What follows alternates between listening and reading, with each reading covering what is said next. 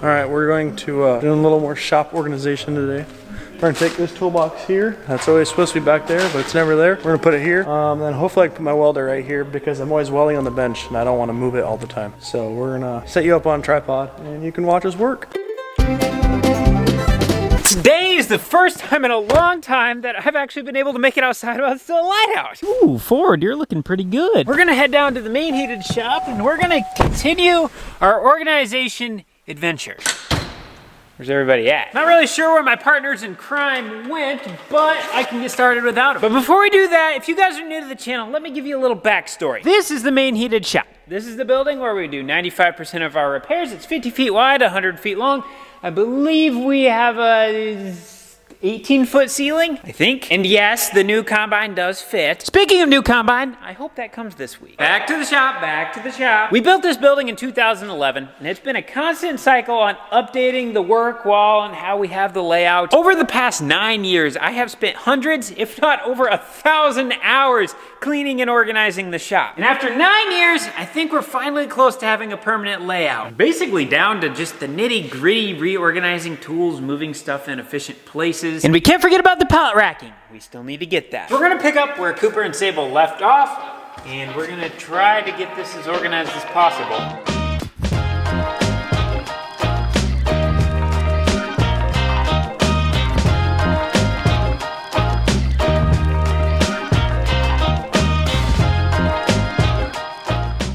I'm at a little bit of a crossroads here because I don't know if I want to move the welder or not. Parts of me are leaning towards moving it, parts of me not. It's really nice having the welder right next to the vise, so if you have something in the vise, you can just weld it. But at the same time, we don't use the welder a whole lot compared to some other items, such as the floor jacks, which could go right there. I think I'm gonna move the welder down to the other end because it's easy enough to roll it down here if we need it. We roll the jacks down from there anyway, and we use those a lot more than we use the welder. Hopefully I can put my welder right here because I'm always welding on the bench and I don't wanna move it all the time. Sorry, Cooper. It's not that we don't use the welder, it's just that we use floor jacks a lot more. By the way, I was just gonna mention, if anyone is wondering what to get me for Christmas, I like floss. Like, seriously.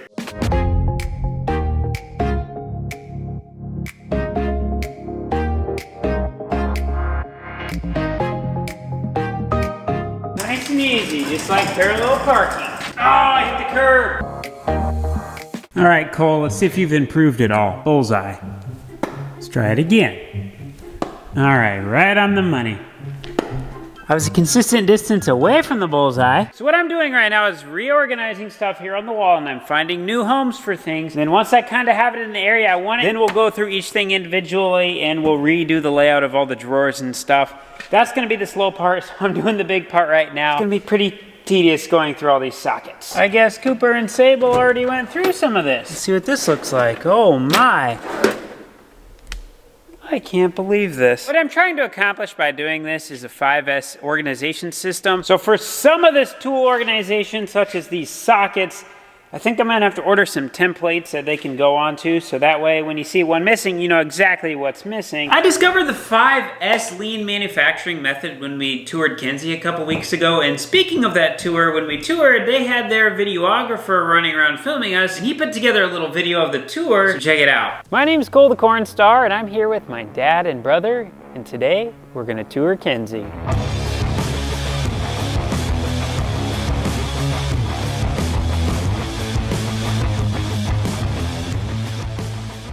What did you know about Kenzie before you arrived today? I knew they had blue equipment. We actually have quite a few neighbors that run Kenzie planters, so I'm used to seeing them out in the field. And I remember visiting with my grandfather about John Deere and Kenzie's rivalry back in the day, so to be able to actually be here in the factory where some of that stuff maybe took place, it's pretty cool.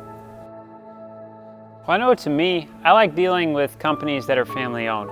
And being able to come here, you can see what the family's about, what kind of culture they've built. And when I'm buying stuff, that means a lot to me. I don't want to just be buying into a corporate anybody. You know, I get attached to my equipment, so I like knowing that what we're running on the farm has some thought and meaning behind it more than just a dollar sign. So from an entrepreneurial standpoint, what's your favorite thing about business? I think probably just all the different aspects of getting involved, you know, whether it's engineering or marketing or out in our R&D proto shop where we're building something for the first time, to also be farmers like you, where we now have a farming operation where we obviously want to grow crop and make money doing it.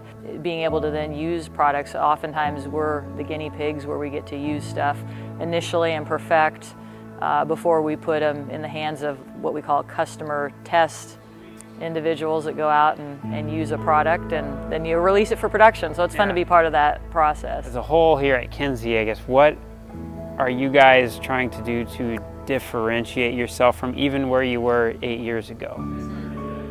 Yeah, that's a good question, because you know, it would be easy in a downturn to say we're not going to do any more R&D, we're just going to hunker down and wait it out. Well, you know, as you know, with social media, if you wait too long, someone else is going to be out there doing something, and soon you're going to be forgotten about. Innovation is what got us into the business, and my dad was innovative as a result of rubbing shoulders with farmers and understanding, as a farmer as well, what are the problems in the field and how do I solve them. I mean, everyone likes a good success story.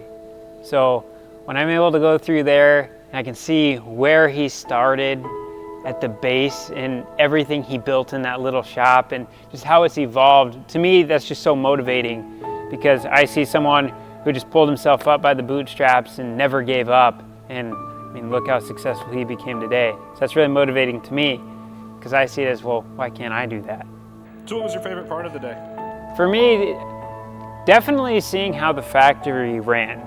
I'm a big numbers guy and I'm a big efficiency guy. So going through the factory and just seeing how everything has a purpose, that was just really satisfying to me, and I enjoyed that, because I did find a couple things along the way that I would like to bring back to our operation. And so I'm hoping that can help take us a step forward on our farm. Well, it's really cool to be able to see the raw product when nothing's painted and it's all individual pieces. And then as you're driving along, you see stuff just start to be assembled into bigger and bigger pieces. And then next thing you know, you got a full planter put together. So it's really satisfying to see that whole process just happen in a matter of a few minutes driving a golf cart around.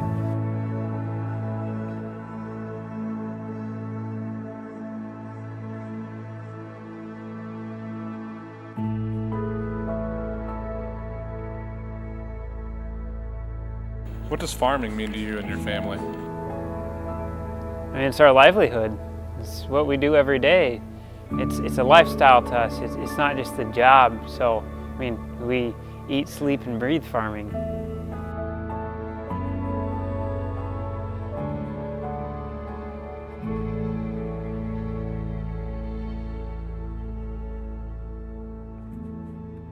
Isn't it pretty incredible what slow motion music and someone who knows what they're doing with the camera can do? Sorry, we got distracted. Back to the shop. Now the real question is, where in the world do you put a 100-pound anvil where it's not in the way? We don't use it a lot, but it is really handy when we need it, so I don't really want to put it in another building. Goodness, what's this thing made out of? Steel? Oh, that old boy is heavy. Fun fact, this cost about 500 bucks. We are about to witness a monumental moment. I have never seen this toolbox move before. Holy cow, that looks a lot different. Look at all that dust. What do you think so far, Coop? Looking better, that's for sure. This is definitely a lot nicer with the sockets, because we used to, before, they would be stacked on top of each other, so if you had to get one, you had to pull the top one off to get to the bottom one, so that's a lot nicer. I think we could mount this extension cord on the wall and this air hose on the wall too. Then we could get rid of this stand. Then if we made some sort of little holders for all these bars and stuff, you know, where you hang it on the sides or whatever. Even right here along the edge of the bench might be all right. What I want to know is why we have like 12 Phillips screwdrivers, but then we have 400 regulars. The way I like to organize the toolbox is with the Phillips pointing upwards, and then I take the regulars and I point them down. So that way when this is all full of screwdrivers, I can just reach in and I know what it is without even having to look at it. Which it works until someone doesn't put it in the right way. This part is going to be the hard part. These two toolboxes are currently our main toolboxes, so this is where we have all the essential tools that we use for the farm. What I want to do is take all the tools out of these, put all the essential tools into here, so this is kind of home base. And then these two are going to be roamers. So we're going to have a standard set of tools in each of these. Basically, any tool that you're going to need for your standard job. The hard part isn't transferring the tools back and forth. It's figuring out the best configuration in each drawer in different areas and figuring out the logistics. Like, Am I gonna be putting the stuff I use more on the top? Or how do I deal with duplicate tools? But there ain't nothing to it but to do it, so we're just gonna get her done. Wrenches, sockets, screwdrivers. Screwdrivers don't really need an entire drawer. What else can I put in with screwdrivers? We could call the screwdrivers like a utility, so we'd have screwdrivers, knives. Parts of me don't want wrenches that high though, because if I do that, you're gonna be reaching up to get them. We could have the miscellaneous utility stuff in the top drawer. Wrenches down a little lower, so that way you don't have to reach up. Probably gonna change my mind about 147 times before this is all said and done. Bigger stuff's gonna go on the bottom. Power tools are gonna go on the very bottom. These are gonna be the hammer drawers. But we have to be sure to leave hammers over here as well. Ball peen hammer, necessity. Rubber mallet, also a necessity. What? Zach, you seriously stink. Yeah, you smell like turds. What do you mean your feelings are hurt? Well, you can't complain if you're not gonna do anything about it. What do you mean, why? Have some accountability here, bud. The only issue I'm really running into here is the silver toolbox has 4 drawers on the top, 4 on the bottom, and the red one has 5 on top and 5 on bottom. This is also kind of tough because, like, take socket sets, for example. I might have 2 full sets of 3/8 drives, but we have 4 toolboxes, so which one do you decide to put it into? Sockets are tough. I don't feel like I can do those yet because I need to get a better way of sorting those out, like a socket board, because otherwise it's just going to become a chaotic mess. Oh, hey, speaking of a socket board, I found one. These drawers aren't deep enough. Here's another problem. They're not all the same drive. This one looks to be a 1/2 inch and this one's a 3/8. I think I'm going to end up getting a few more of these, but I'm going to find some that are a little more low profile and maybe a little bit shorter, so that way they can fit in these ones, and then they can also fit in the skinnier drawers. Right now, I can't put a tall socket on here. I guess that's this toolbox's problem. I could put it in these taller drawers though. Probably gonna end up doing that because there's really no reason why the screwdrivers need to be in a drawer that's 3.5 inches deep. It's cold outside, so I just ran out to start my truck, and while that's warming up, I'm gonna play some darts. 20.